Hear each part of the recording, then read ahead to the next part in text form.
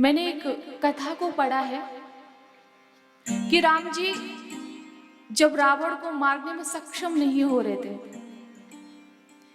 वैसे तो भगवान सब कुछ कर सकते हैं, लेकिन वो लीला के रूप में है ना, तो मारने में जब सक्षम नहीं हो रहे थे तो ब्रह्मा जी के कहने पर राम जी ने भी माँ दुर्गा की उपासना की, पूजा की है। कैसे की? मिट्टी की प्रतिमा को बनाया और पूजा आरंभ की। शेरा वाली माँ उस मिट्टी की प्रतिमा में प्रवेश तो किया किंतु दर्शन नहीं दिया। उस समय विभीषण जी आ चुके थे राम जी की शरण में। तो विभीषण जी ने कहा राम जी से कि प्रभु, माँ को नील कमल बहुत प्रिय है, अगर वो प्राप्त हो जाए तो माँ प्रकट हो जाएगी। राम जी ने कहा कि कहाँ और कैसे मिलेंगे? विभीषण जी ने कहा कि 10 वर्ष लगेंगे उस स्थान पर जाने में। धरती पे एक स्थान है देवी दह, वहां पर ये नील कमल प्राप्त होते हैं।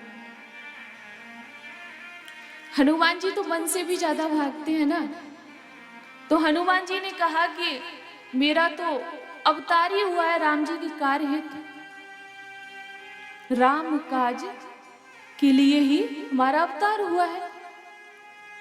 तो उसी समय हनुमान जी गए हैं देवी दह स्थान पर और 108 पुष्पों को लेकर आए, नील कमल को राम जी को दिए।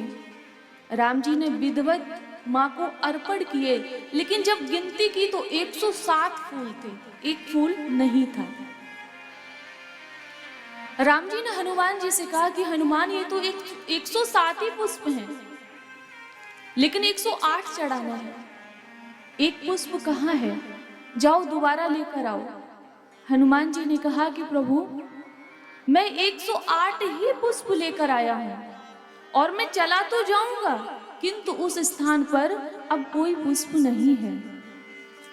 राम जी ने मन में विचार किया कि मैया प्रसन्न नहीं है, एक पुष्प गया कहाँ, किसने उठा लिया? फिर मन में विचार आया कि मुझे लोग कमल नयन कहते हैं, मैं कमल नयन हूं। उसी समय तरकस से एक बाण निकाला राम जी ने, और जैसे ही अपनी आंख को निकालना चाहा, आंख के पास लेकर गए, मैया उस प्रतिमा से प्रकट हो गई। बोलो माँ भवानी की प्रकट हो गई और हाथ पकड़ लिया। बोले राम जी, तुम्हारी पूजा से मैं प्रसन्न हूं।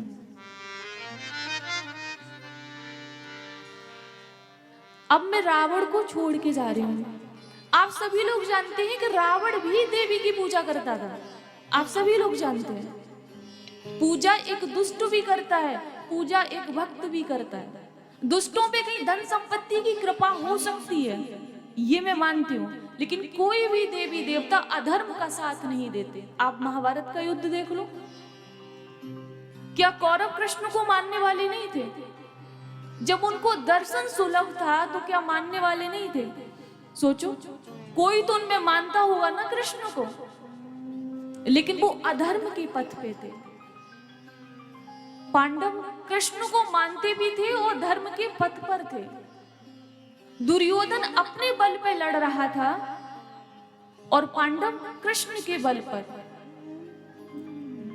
दुर्योधन अभिमान से युक्त होकर लड़ाई कर रहा था और पांडव भगवान के चरणों में लिप्त होकर।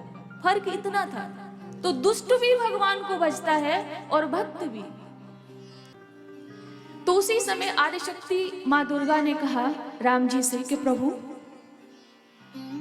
मैं अब रावण को छोड़ के जा रही हूं, अब आप युद्ध करिए और उसका वध करें। और उसी समय ये वरदान दे के माँ अदृश्य हो गई और युद्ध हुआ है।